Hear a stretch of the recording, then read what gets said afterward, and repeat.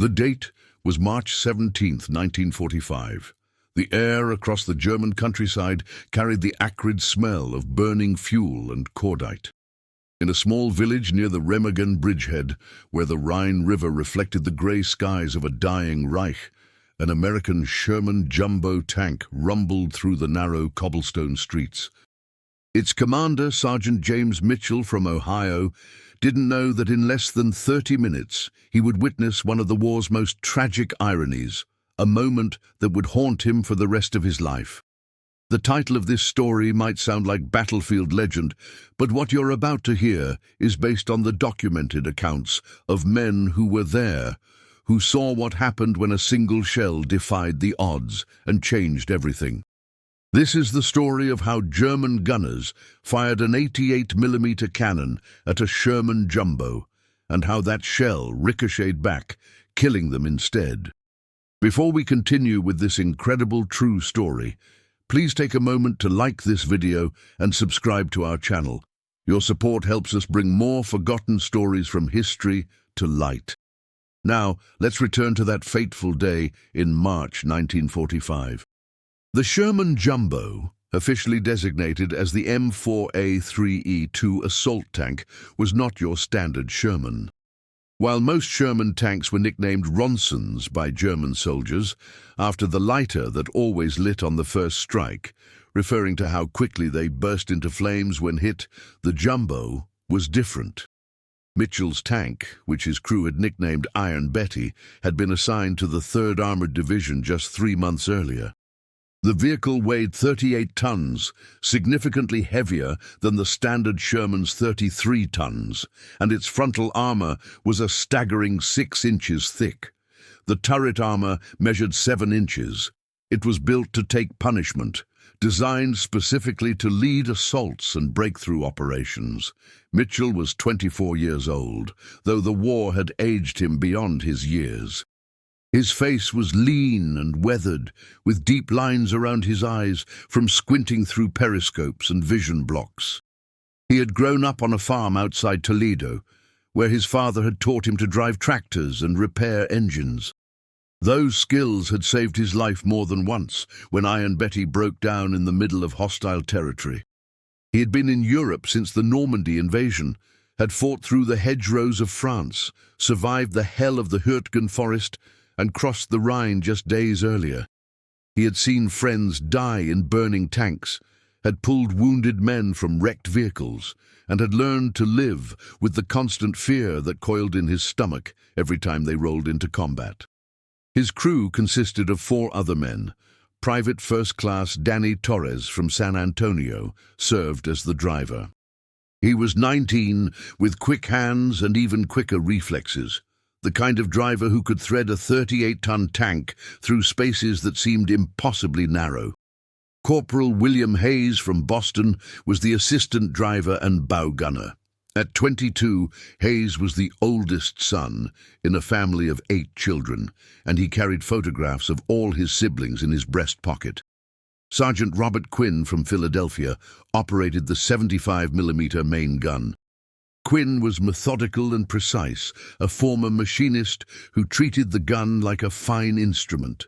And finally, there was Private Eddie Kowalski from Detroit, the loader, who at 18 was the youngest member of the crew. Kowalski still had the enthusiasm of youth, though it was tempered now by 9 months of combat. The morning had started quietly. Too quietly, Mitchell thought. They had been advancing through the village of Oberbrechen, a small farming community that had been bypassed during the initial Rhine crossing. Intelligence reported that German forces were in full retreat, but Mitchell had learned not to trust intelligence reports. The Wehrmacht might be losing, but they were far from finished. Desperate men fought the hardest, and the German army still had teeth. Mitchell had learned to read the signs of danger over his months of combat. The silence was one of those signs. So was the absence of civilians, the way the buildings seemed to watch them with empty windows, the fresh tracks in the mud that suggested recent military movement. He had developed what the veterans called a sixth sense, an instinct that warned him when something was wrong. That instinct was screaming at him now, telling him to slow down, to be more cautious, to expect contact at any moment. Behind him in the turret, Quinn was equally alert. The gunner had his own rituals before combat, small gestures that helped him focus. He would adjust his leather helmet, check the elevation, and traverse mechanisms one more time, run his hand along the breech of the gun as if greeting an old friend. Quinn had been a machinist in civilian life, working in a factory that produced precision tools. He understood mechanical systems in a way that most people didn't, could diagnose problems by sound alone, could feel when something wasn't quite right with the gun's mechanisms. That understanding had made him one of the best gunners in the battalion. Quinn's journey to the war had been different from Mitchell's. He had been married for 3 years when Pearl Harbor was attacked. His wife, Margaret, was pregnant with their first child when he received his draft notice in early 1943. He had held her as she cried, had promised her he would come home, had meant it with every fiber of his being. Their daughter, Sarah, had been born while he was in basic training. He had a photograph of her, taken when she was just 2 months old, tucked into his helmet. He looked at that photograph every night before sleep, if sleep came at all, reminding himself what he was fighting for, what he needed to survive for. Torres, the driver, had his own story of how the war had found him. He had been working on his uncle's ranch in Texas, breaking horses and repairing trucks, when the draft board called his name. He had wanted to join the Army Air Corps, had dreamed of being a pilot, but his test scores had placed him in the armored forces instead. At first, he had been disappointed, but he had come to love driving the Sherman, had discovered that he had a natural talent for it. He could feel the tank's responses through the steering levers, could sense when the engine was straining, could navigate terrain that other drivers considered impassable.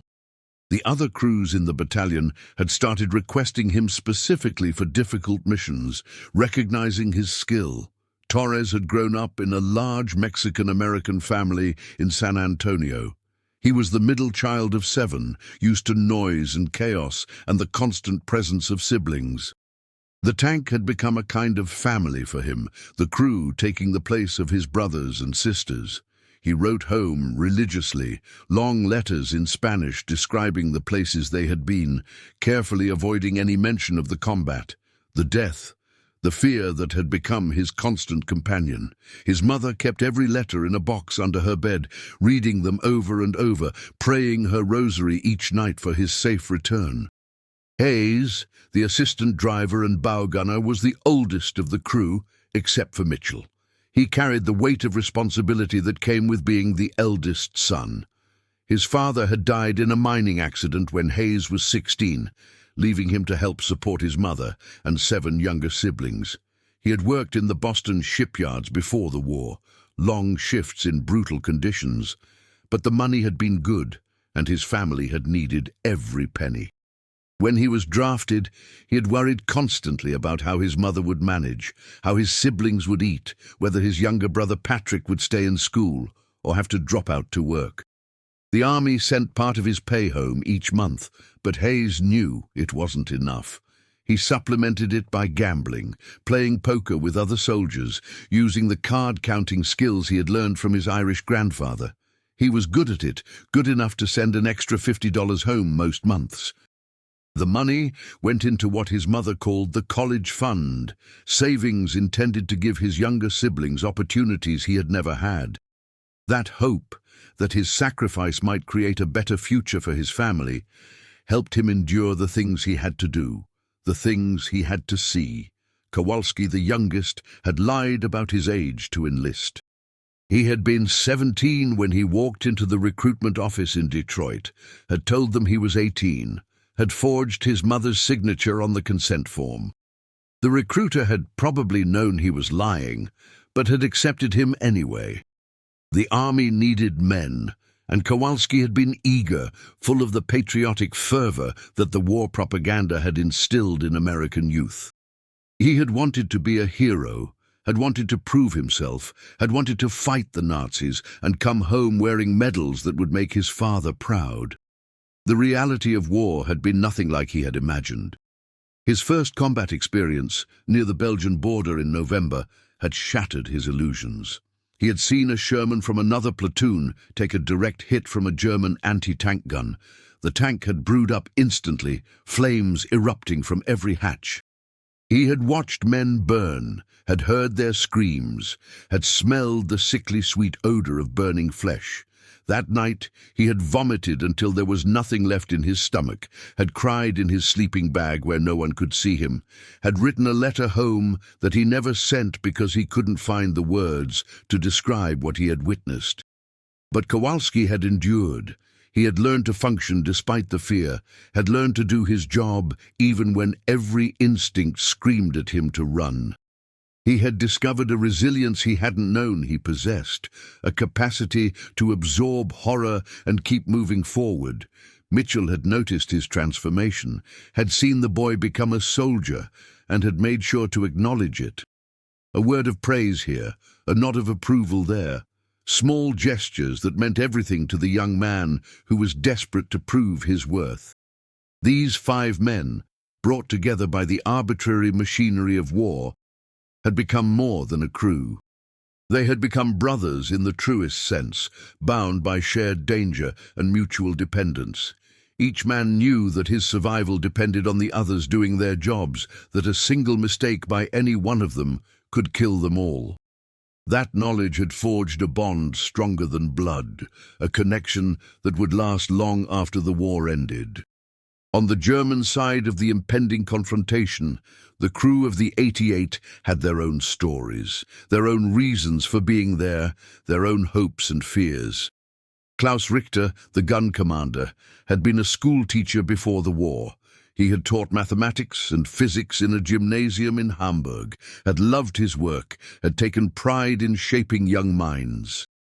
He had believed initially in the promises of the regime, had thought that Germany was reclaiming its rightful place in the world, had seen the war as a necessary step toward a greater future. Russia had destroyed those beliefs. Richter had arrived on the Eastern Front in the summer of 1941, part of the great invasion force that was supposed to crush the Soviet Union in a matter of months. He had seen the endless steppes, the brutal winter, the fanatical resistance of Soviet soldiers who fought to the death rather than surrender. He had watched his country's armies advance and then retreat, had seen the Wehrmacht transform from a conquering force into a desperate defensive army trying to hold back the Soviet tide. At Stalingrad, Richter had served in an anti-tank unit, fighting in the frozen ruins of the city, watching men die from cold and hunger as often as from enemy fire. He had been wounded there, shrapnel from a Soviet artillery shell tearing through his left shoulder, and had been evacuated just days before the final encirclement. The wound had probably saved his life. The men he had served with, the friends he had made, had all died or been captured in the pocket. He had recovered in a hospital in Poland, had been promoted to Obergefreiter, and had been reassigned to a new unit forming in Germany. By 1945, Richter's idealism was long dead. He no longer believed in victory, no longer trusted the propaganda that promised miraculous new weapons that would turn the tide of war. He knew Germany was finished, knew the war was lost, knew that every day of continued fighting only added to the mountain of corpses, but he also knew his duty. He had a crew to protect, men who depended on him to make the right decisions, to keep them alive as long as possible. And he had pride, the professional pride of a soldier who would do his job well even when the cause was lost. Hans Möller, the gunner, had been a farmer before the war. He had grown up on his family's land in Bavaria, had learned to work with his hands, had developed the patience and precision that farming required. Those qualities had made him an excellent gunner. He could wait for hours without moving, could make minute adjustments to the gun's aim, could judge distance and windage with uncanny accuracy. He had been trained on the 88 since 1943, had become intimately familiar with the weapon, knew its capabilities and limitations, as well as he knew his own farm's fields. Müller had a wife, Anna, and 2 young children back in Bavaria. His village had so far escaped the worst of the fighting, though he knew that couldn't last much longer. The Allies were pushing into Germany from both east and west.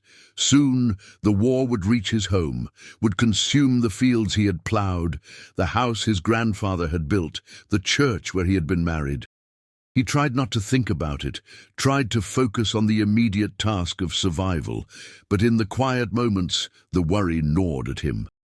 Friedrich Steiner, the loader, had been a teacher like Richter, though he had taught literature rather than mathematics.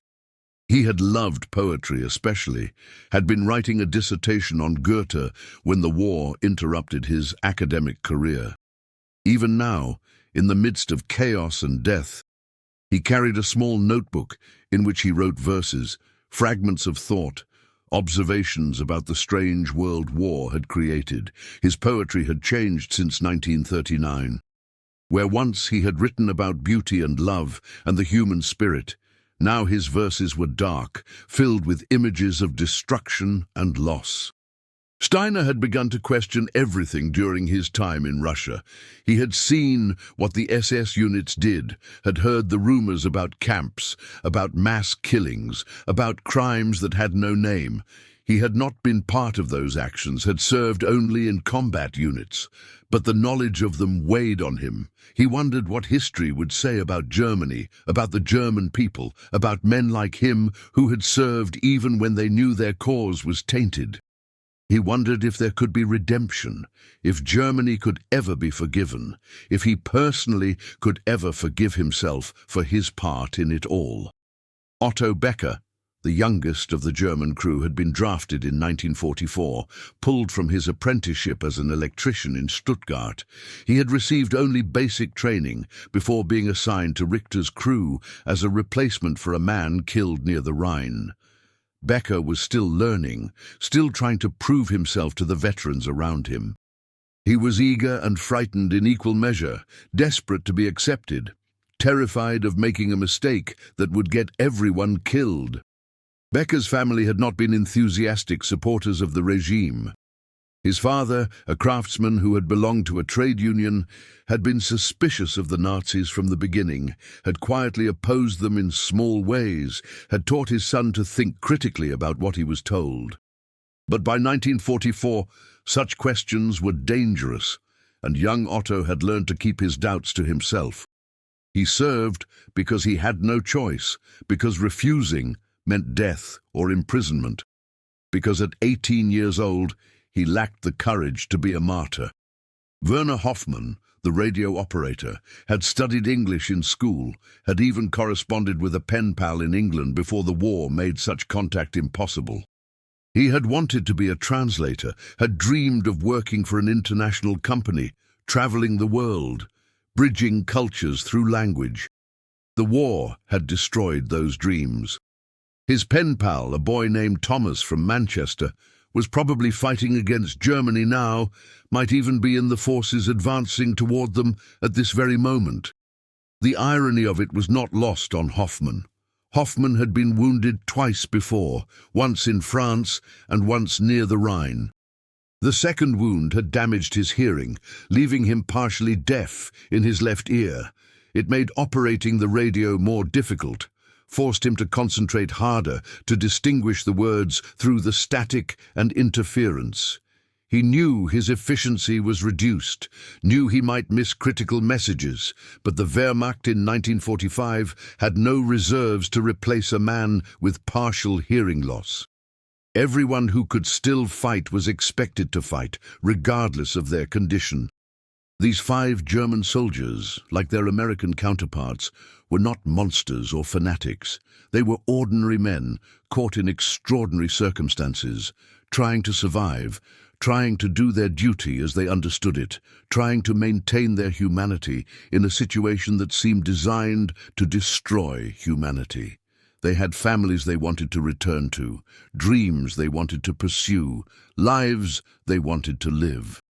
The war had put them in this gun pit, had given them a weapon and orders to use it, and they would do so because that was what soldiers did, because refusing was not an option, because they saw no other path forward.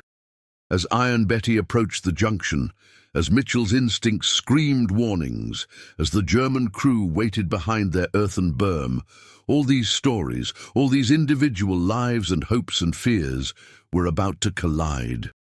The mathematics of ballistics, the physics of armor penetration, the terrible randomness of combat were about to decide which of these men would live and which would die. None of them knew what was coming. None of them could have predicted the strange twist of fate that awaited them. They were simply doing their jobs, following their orders, hoping to survive one more day in a war that seemed like it would never end. The village consisted of perhaps 40 buildings, mostly traditional half-timbered houses with steep roofs, clustered around a small church with a damaged steeple. Many of the buildings showed signs of previous fighting, walls pockmarked with bullet holes, roofs collapsed from artillery fire. The streets were deserted, no civilians, no movement at the windows, nothing but the wind moving scraps of paper and debris across the cobblestones. Mitchell's instincts screamed at him. This was wrong. Villages always had someone, some old person who had refused to evacuate, some child peeking from a cellar window. But here, there was nothing. Iron Betty's engine rumbled steadily as Torres guided them down the main street. Mitchell stood in the commander's cupola, his body half exposed above the turret, binoculars scanning the buildings ahead. The air was cold, and his breath created small clouds of condensation. Behind them, 2 more Shermans followed at 50-yard intervals, part of their platoon. Lieutenant Carson, their platoon leader, had ordered them to sweep through the village and secure the road junction on the eastern edge. Standard reconnaissance in force. Mitchell's headset crackled with static, then Lieutenant Carson's voice came through. The radio quality was poor, degraded by the distance and the buildings. "Mitchell, this is Carson. What's your status?" "Over."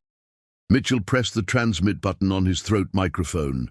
"Iron Betty to Carson. Village appears deserted. No contact. Approaching the eastern junction now. Over. Roger that, Iron Betty. Keep your eyes open. Intelligence reports possible stragglers in the area. Carson out." Mitchell didn't need to be told to keep his eyes open. He had been doing that for the past 10 months. His eyes never stopped moving, scanning rooflines, windows, alleyways, anywhere that could hide an enemy soldier with a Panzerfaust rocket launcher. The Panzerfaust was the infantryman's anti-tank weapon, a disposable tube that fired a shaped charge warhead. It could penetrate even the Jumbo's armor at close range, and the Germans had gotten terrifyingly good at using them in ambush. Inside the tank, the crew maintained their usual positions. Torres sat in the driver's position on the left front of the hull, his view limited to a narrow vision slit and 2 periscopes. His hands rested on the steering levers, making constant small adjustments to keep the tank centered on the street. Next to him, Hayes crouched behind the bow-mounted 30 caliber machine gun, scanning his sector through his own vision slit. In the turret, Quinn sat to the left of the main gun, eye pressed to the gun sight, while Kowalski stood ready behind him, prepared to load whatever ammunition Quinn called for. They had worked together long enough that they moved like parts of a single organism, each man anticipating what the others needed. The street curved slightly as they approached the church. Mitchell noticed fresh vehicle tracks in the mud beside the road. German tracks, he was certain. Probably a truck, or perhaps a half-track. The tracks led east, in the direction they were heading. He made a mental note to report it, but first they needed to clear the junction. Beyond the church, the street opened into a small square. On the far side of the square, perhaps 200 yards away, Mitchell could see the road junction that was their objective. 3 roads met there, forming a Y intersection. Beyond the junction, the land rose slightly, forming a low ridge covered with trees. It was good ground for defense, offering commanding views of the approaches. If he were a German commander, that's exactly where he would position his forces. Mitchell was about to order Torres to halt so they could scan the tree line more carefully when something caught his eye. A flash of movement near the base of the ridge, something that didn't belong. He raised his binoculars, adjusting the focus. There, partially concealed behind earthen berms and camouflage netting, he could see the angular silhouette of a gun barrel. His stomach dropped. All tanks. This is Iron Betty. German 88 at our 12 o'clock, 200 yards behind berm at tree line. He didn't wait for a response. Driver hard right now! Torres reacted instantly, yanking the right steering lever back while accelerating. Iron Betty pivoted sharply, tracks tearing up chunks of cobblestone. At the same moment, Mitchell dropped down into the turret, slamming the hatch cover shut above him. The interior of the tank was suddenly dark except for the dim lighting from the instrument panels and vision blocks. Gunner, traverse right, 88 position. Mitchell's voice was controlled but urgent. Quinn was already moving, his hands spinning the turret traverse wheel. The turret motors whined as the entire upper structure of the tank rotated. Kowalski had already grabbed an armor-piercing round and was ready to load. The German crew had seen them too. The 88mm anti-tank gun, officially designated the 8.8cm PaK-43, was one of the most feared weapons of the war. Originally designed as an anti-aircraft gun, it had proven devastatingly effective against tanks. Its high-velocity armor-piercing rounds could penetrate virtually any Allied tank at range, including the heavily armored Jumbo. The gun could fire up to 20 rounds per minute with a well-trained crew, and the Germans manning this particular weapon were very well-trained indeed. Obergefreiter Klaus Richter commanded the gun crew. He was 31 years old, a veteran of the Eastern Front who had been transferred west 3 months earlier. Richter had served in Russia for 2 years, had survived Stalingrad, had watched the Wehrmacht retreat thousands of miles across the frozen steppes. He was thin, worn down by years of inadequate food and constant stress. His hands shook slightly, not from fear, but from exhaustion that had settled into his bones. He had joined the Wehrmacht in 1939, full of the idealistic fervor that the regime had instilled in young Germans. 6 years later, that idealism was long dead, replaced by a grim determination to survive and protect his crew. His gunner was Gefreiter Hans Müller, 26, a farmer's son from Bavaria who had remarkably steady hands despite everything they had been through. The loader was Obergefreiter Friedrich Steiner, 28, a schoolteacher before the war, who still carried a small book of poetry in his pocket. The ammunition handler was Gefreiter Otto Becker, just 20 years old, who had been drafted the previous year and assigned to their crew only 6 weeks earlier. And operating the radio was Gefreiter Werner Hoffmann, 24, who had lost hearing in his left ear from an artillery barrage near the Rhine. They had positioned the 88 carefully, digging the gun pit during the night, using fallen trees and earth to create a protective berm, covering their position with camouflage netting. They knew the Americans were coming. Everyone knew. The question was not if, but when. Their orders were to delay the American advance for as long as possible, to give the retreating Wehrmacht units time to establish new defensive positions further east. It was a suicide mission, really, though no one had said that explicitly. They were expected to destroy as many American tanks as they could before being overwhelmed. Richter had served with distinction in Russia, had been decorated twice, and had developed an almost supernatural ability to read terrain and anticipate enemy movements. When the Sherman appeared in the village, he had been ready. His finger rested on the firing lever, waiting for the right moment. The Sherman was moving slowly, cautiously. Good. A slow target was an easy target. He estimated the range at approximately 200 meters, well within the effective range of the PaK-43. Tank! American Sherman! Muller called out, his eye pressed to the gunner's sight. The crosshairs settled on the Sherman's hull. "Distance 200 meters. Target the hull," Richter commanded. He knew the Sherman's weak points. The hull was thinner than the turret, and a hit to the hull could penetrate the engine compartment, brewing up the tank in seconds. Mueller made a tiny adjustment, his hands delicate on the traverse and elevation wheels. The gun was perfectly aligned now, the crosshairs centered on a point just below the Sherman's turret ring.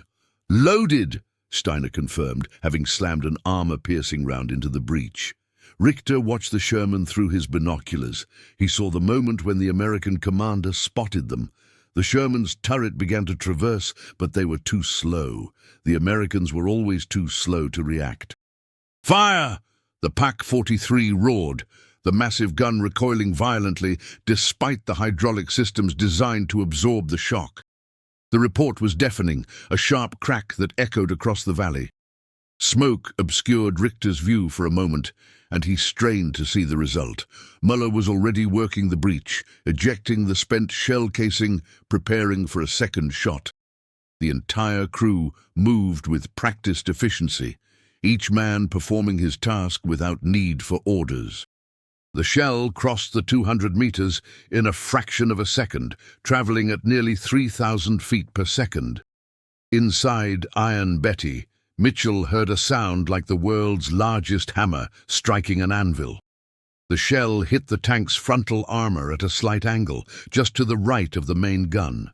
The impact was tremendous, the energy sufficient to punch through the armor of any standard Sherman like tissue paper. But the Jumbo's 6-inch frontal plate was not standard armor. The shell struck, and instead of penetrating, it ricocheted. The physics of armor penetration are complex, depending on the shell's velocity, angle of impact, and the armor's composition and thickness. The Jumbo's frontal armor was not just thick but also angled, designed to deflect incoming rounds. The German shell, despite its tremendous energy, struck at an angle that was just slightly too oblique. Instead of penetrating, the shell's nose deformed on impact, and the projectile careened away, spinning wildly. Inside the tank, the crew was stunned. The impact had been so violent that everyone thought they were dead. Mitchell's ears rang painfully. Torres had instinctively jerked the steering levers, causing the tank to lurch. Hayes had ducked down, certain that fire would erupt around him at any moment. Quinn had been thrown against the side of the turret, and Kowalski had dropped the round he was holding, which clanged loudly on the turret floor. "Are we hit? Are we burning?" Mitchell shouted, his voice loud even over the ringing in his ears. He quickly scanned the interior, looking for signs of penetration, for the telltale stream of sunlight that would indicate a hole in the armor, for smoke or fire. "Negative! Negative!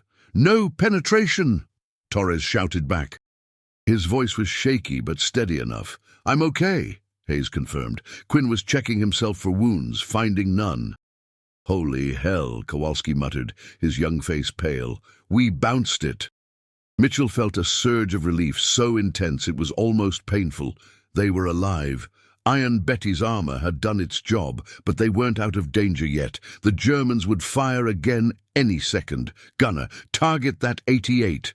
Fire when ready." "On it, Sarge," Quinn responded.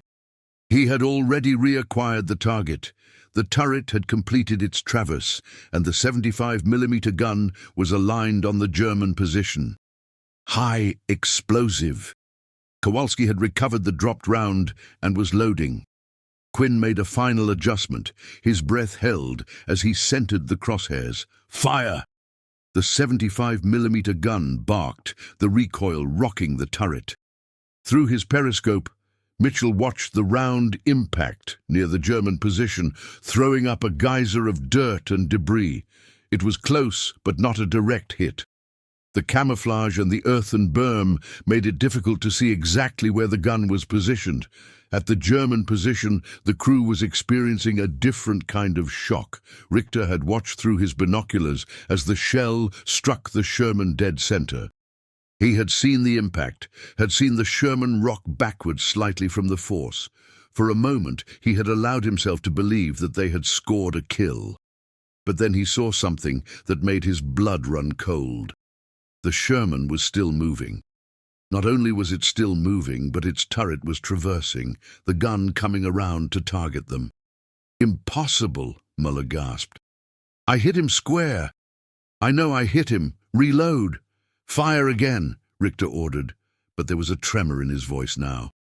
In all his years of combat, he had never seen a Sherman survive a direct hit from a Pak-43 at this range. What kind of tank was this? Steiner was already loading another round, his movements automatic, but his hands were shaking now. They all understood what it meant. If the Sherman could withstand their main weapon, it meant they were as good as dead. The Americans had more tanks, more ammunition, more of everything. Their only advantage had been the superiority of their gun. If that advantage was gone, then what chance did they have? "Loaded!" Steiner shouted. The fear was evident in his voice, and hearing it made everyone else more afraid. Muller realigned the gun, targeting the same spot on the Sherman's hull. Maybe the first shot had weakened the armor. Maybe a second shot in the same location would penetrate. It was their only hope. Distance unchanged. "Target locked," he confirmed. "Fire!" Richter commanded, even as he saw the flash from the Sherman's gun. They were in a race now, a race to see who could land the killing shot first. The second 88mm shell screamed toward Iron Betty.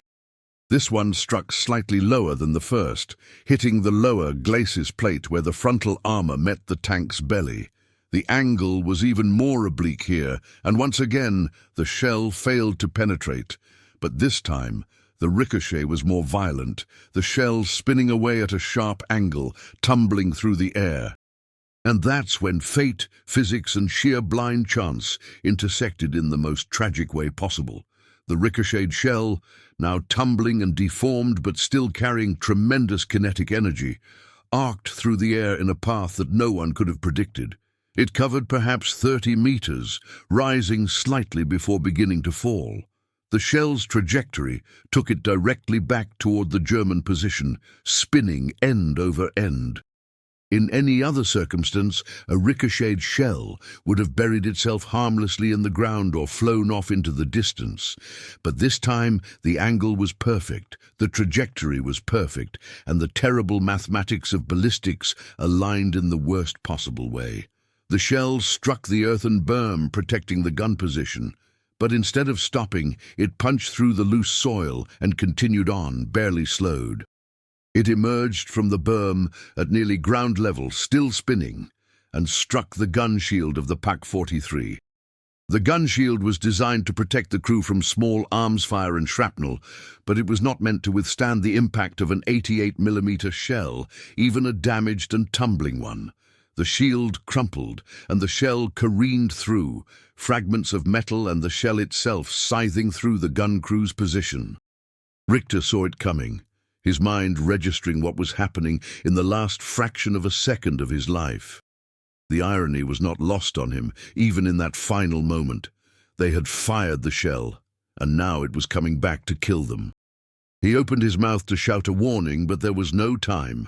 The impact was instant and catastrophic. The shell and the fragments from the destroyed gun shield tore through the crew.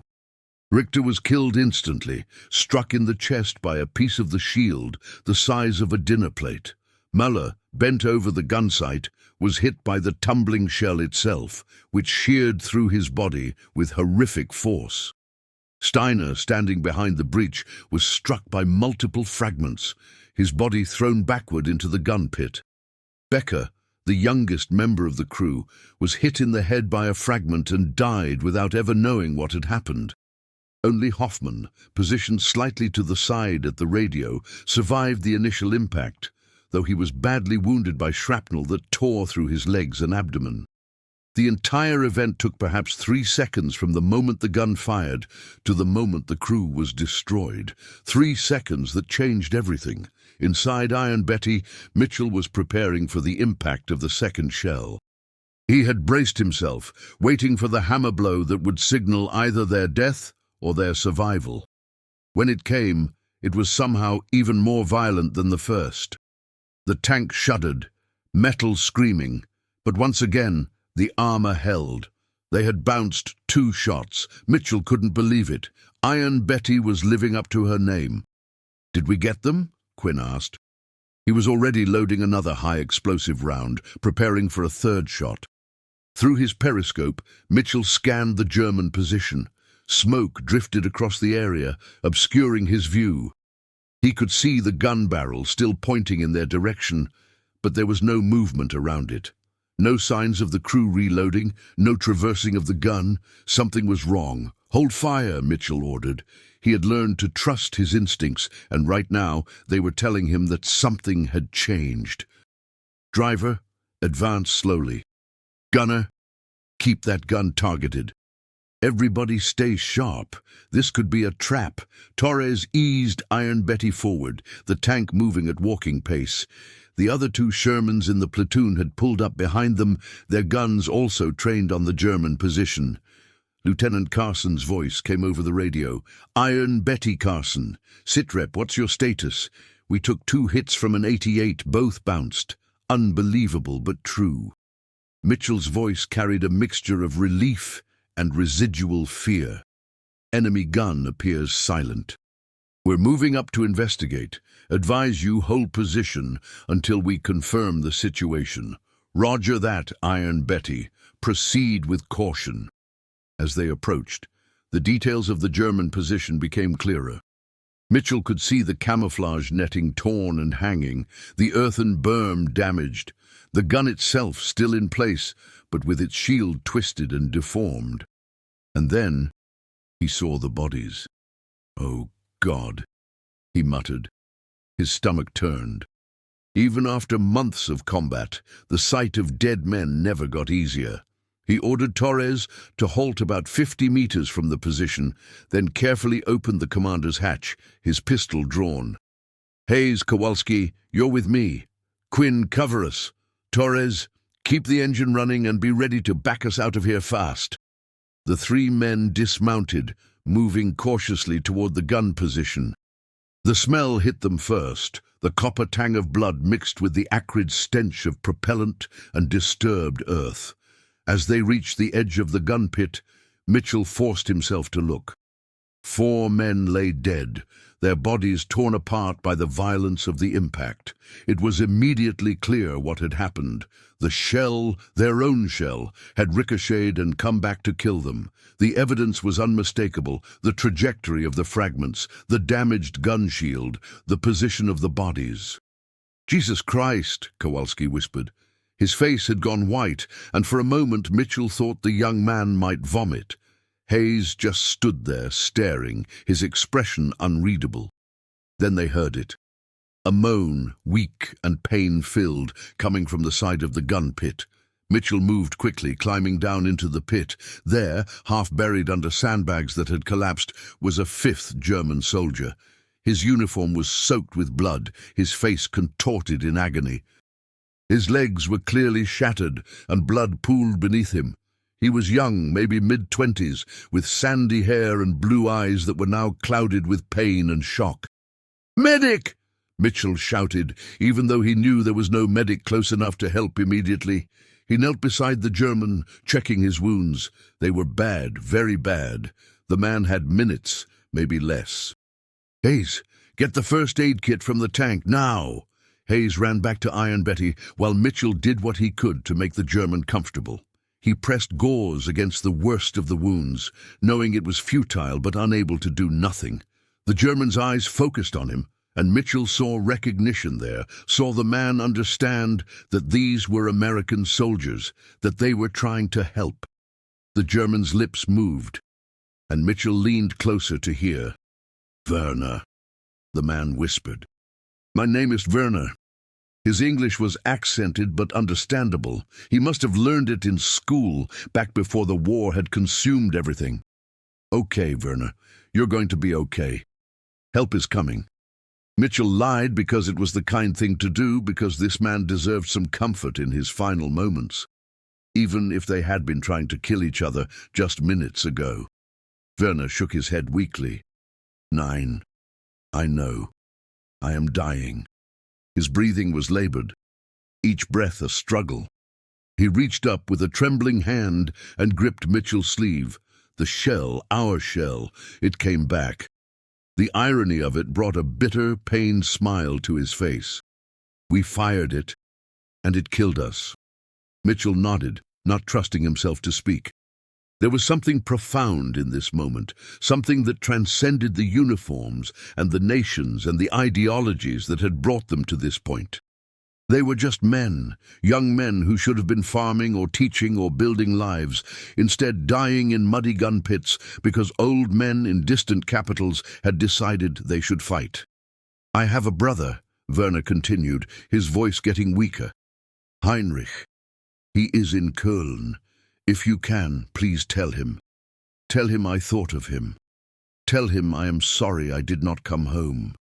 His grip on Mitchell's sleeve tightened for a moment, then relaxed. His eyes lost focus, staring up at the grey sky. And then Werner Hoffmann died, another casualty of a war that had already claimed millions. Mitchell closed Werner's eyes, a gesture that felt both inadequate and necessary. He remained kneeling there for a long moment, aware of Hayes standing nearby with the first aid kit that would no longer be needed, aware of Kowalski staring at the dead German soldiers with an expression of horror and pity. The war would continue, Mitchell knew. They would move on to the next objective, would fight more battles, would see more men die. But this moment, this particular convergence of violence and chance and awful irony would stay with him forever. They spent the next hour securing the position and waiting for infantry support to arrive. Mitchell made sure that all 5 German soldiers were accounted for, that their identification tags were collected and documented. It was the least he could do, the bare minimum of respect for men who had died in such a terrible way. He found Werner's identification papers, including an address in Köln for his brother Heinrich. Mitchell folded the papers carefully and placed them in his pocket. If he survived the war, he promised himself, he would try to find Heinrich Hoffmann and deliver his brother's last message. Lieutenant Carson arrived with the infantry and surveyed the scene. He looked at the ricocheted shell impacts, looked at the bodies, looked at the damaged gun, and shook his head in disbelief. "I've seen a lot of crazy things in this war," Carson said quietly. "But this is something else. You boys did good work holding your position. That jumbo armor saved your lives." "It did more than that, sir," Mitchell replied. He gestured at the German position. "Their shell couldn't penetrate us, so it came back and killed them instead." "I don't think any of us will forget this." Carson nodded, understanding the weight of what Mitchell was saying. War did things to men, showed them things that could never be unseen, taught lessons that could never be unlearned. This was one of those moments that would mark everyone who witnessed it. "Make sure you write this up in your after-action report," Carson said. "Intelligence will want to know about the Jumbo's performance. And Mitchell, take care of your crew. This kind of thing, it gets inside your head." "Yes, sir." Mitchell turned back to his tank, where his crew was waiting. They looked shaken but unharmed, standing beside Iron Betty, which had proven herself worthy of her crew's trust. The tank's armor showed 2 massive impact marks, bright silver scars on the dark metal where the German shells had struck and bounced away. They were like medals, proof that they had faced the worst the Wehrmacht could throw at them and survived. As they prepared to move out, continuing their advance toward the next objective, Mitchell found himself thinking about Werner's last words. The German soldier had understood, in his final moments, the terrible irony of what had happened. They had fired a weapon meant to destroy, and that weapon had destroyed them instead. There was something in that, Mitchell thought, something that spoke to the nature of war itself, to the way violence had a habit of turning back on those who wielded it, consuming everyone regardless of which side they fought for. The war in Europe would end less than 2 months later, on May 8, 1945. Mitchell survived to see that day, as did his entire crew. They would go home to Ohio, Texas, Boston, Philadelphia, and Detroit, carrying with them the memories of battles fought and friends lost. Iron Betty would be decommissioned and eventually scrapped, her armor melted down and repurposed for peacetime use. But the story of what happened that day near Oberbrechen would live on, passed from veteran to veteran, from father to son, a reminder of the chaos and randomness of war, of how the weapons we create can turn against us in ways we never anticipate. Mitchell did try to find Heinrich Hoffmann after the war. It took years, as Germany had been devastated and records were scattered or destroyed. But in 1952, through a series of letters and inquiries with the Red Cross, he finally made contact. He wrote to Heinrich, telling him about Werner's last moments, about how his brother had asked that Mitchell deliver a message. He told Heinrich that Werner had thought of him at the end, that Werner was sorry he hadn't come home. The letter was difficult to write, painful to compose, but Mitchell felt he owed it to the young German soldier who had died in such a tragic way. Heinrich wrote back several months later. His letter was formal, written in carefully practiced English. He thanked Mitchell for taking the time to find him, for honoring his brother's last request. He explained that Werner had been his older brother, that they had been close as children, that the war had torn their family apart, just as it had torn apart so many families on both sides.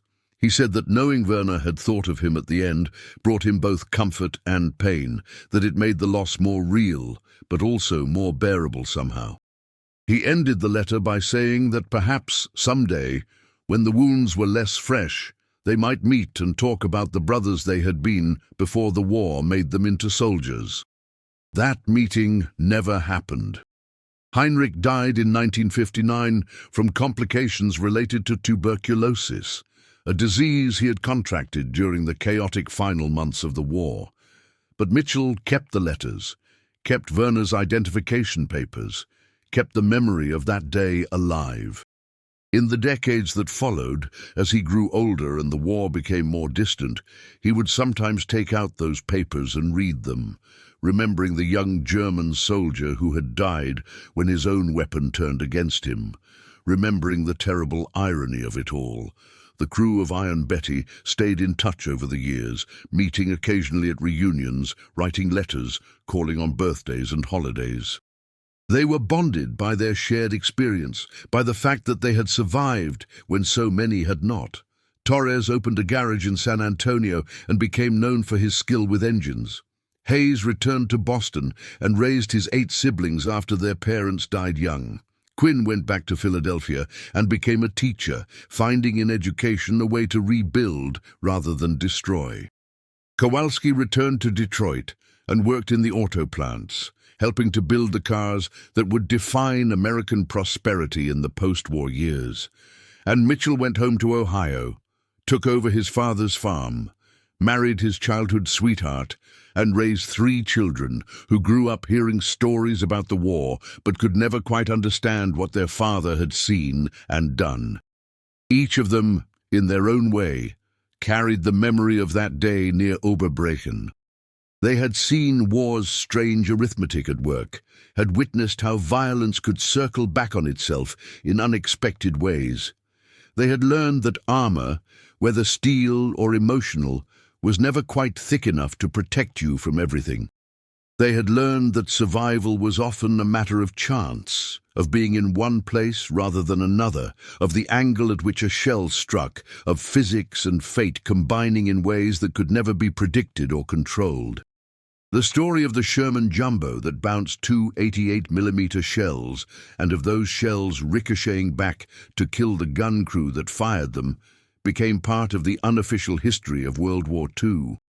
Veterans would tell the story to other veterans, who would tell it to their children, who would tell it to their children. The details would change slightly with each telling, as stories always do, but the essential truth remained the same. It was a story about the randomness of war, about how the weapons we create can have consequences we never intend, about how violence has a way of consuming everyone it touches, regardless of nationality or cause. Mitchell lived until 1998, dying peacefully in his sleep at the age of 77. His children found, among his possessions, a box containing his medals, his discharge papers, photographs of his crew, and the identification papers of Werner Hoffmann. They also found a journal he had kept sporadically over the years, its pages filled with his thoughts and memories of the war. In one entry, dated March 17, 1965, exactly 20 years after the incident at Oberbrechen, he had written, "Today, I remember Werner and his crew. I remember the sound of that shell hitting our armor, remember thinking we were dead, remember the relief when we weren't. And I remember finding them afterward, killed by their own weapon, and the look in Werner's eyes as he died. War is supposed to make sense, is supposed to have rules and logic, but days like that show you the truth. War is chaos, and we're all just trying to survive it, hoping that when the wheel of violence spins it doesn't land on us. Today it landed on them instead of us. That's the only difference between the living and the dead, just chance and armor, and the angle at which a shell strikes. I wish Werner had survived. I wish all of them had survived. I wish none of us had needed to be there in the first place. That wish, simple and heartfelt, expressed what so many veterans felt but could rarely articulate. The war had been necessary, they believed, had been fought for important reasons against a genuine evil. But that didn't make the individual deaths any less tragic, didn't make the violence any less horrific, didn't erase the memory of young men dying in muddy gun pits, killed by weapons that should never have been turned on them. Mitchell's wish was for a world that didn't need wars, that didn't require young men to learn how to kill, that didn't create situations where a ricocheted shell could take 5 lives in an instant. The Sherman Jumbo that bounced those 2 shells, Iron Betty, is gone now, melted down decades ago. The gun that fired them was probably destroyed or scrapped along with thousands of other weapons in the aftermath of the war. The village of Oberbrechen rebuilt and moved on, its residents eventually unaware of what had happened there in March 1945. The men who witnessed it are all dead now, taking their memories with them into the silence that eventually claims all soldiers. But the story remains, preserved in after-action reports, in the letters that Mitchell and Heinrich exchanged, in the journals and oral histories collected by researchers trying to understand what those years were really like. It remains as a reminder of war's essential nature, of the way violence creates ripples and consequences that spread far beyond the initial impact. The German gun crew that day had simply been trying to do their duty, to slow the American advance, to survive a few more hours in a war they knew they were losing. The American tank crew had been trying to do the same, to complete their mission, to stay alive, to go home someday. Neither side wanted to die, neither side enjoyed the killing. They were caught in a machinery of war that demanded they fight, that gave them no choice but to point weapons at each other and pull triggers and hope that they would be the ones to survive. That the German crew's own weapon turned against them, that they were killed by a shell they had fired, speaks to something fundamental about the nature of armed conflict. Every weapon created, every shell fired, every act of violence committed, carries within it the potential to harm its user as much as its target. War consumes indiscriminately, and the line between victor and victim is often razor-thin, determined more by chance than by skill or valor. The crew of Iron Betty survived because they had better armor, because they were fortunate in the angle at which the shells struck, because fate decided, for reasons that can never be known or understood, that they would live, and the German crew would die. In the end, the story of that day near Oberbrechen is not really about tanks or shells or the technical details of armor penetration, though those things are part of it. It's about men, about human beings caught in circumstances beyond their control, trying to survive, trying to do their duty, trying to maintain their humanity in the midst of mechanized slaughter. It's about Werner Hoffmann, thinking of his brother in his last moments, about James Mitchell trying to comfort an enemy soldier as he died, about the terrible irony that brought them together in that gun pit with a ricocheted shell as the agent of their meeting. The war ended, as all wars eventually do. The soldiers went home, those who survived. The dead were buried or their ashes scattered, their names recorded on memorials and headstones. The world moved on, rebuilt, tried to forget and remember at the same time. But for those who were there, who saw what happened, who lived through it, the memories remained as vivid as the day they were formed. They carried those memories like invisible wounds, scars that never quite healed, reminders of the day when a Sherman Jumbo's armor held and a ricocheted shell completed a circle of violence that no one could have predicted. That is the story of March 17th, 1945, of Iron Betty and her crew, of Werner Hoffmann and his comrades, of a moment when the chaos and randomness of war revealed itself in the starkest possible terms.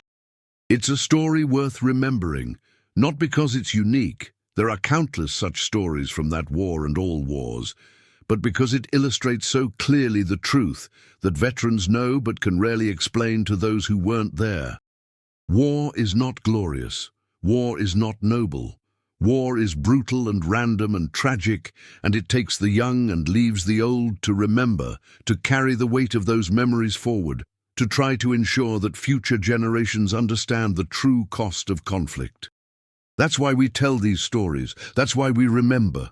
Not to glorify war, but to honor those who fought, to acknowledge their sacrifice, and to remind ourselves that every shell fired, every trigger pulled, every act of violence has consequences that ripple out in ways we can never fully anticipate or control. The crew of Iron Betty learned that lesson on a cold March day in 1945, and they never forgot it. Neither should we.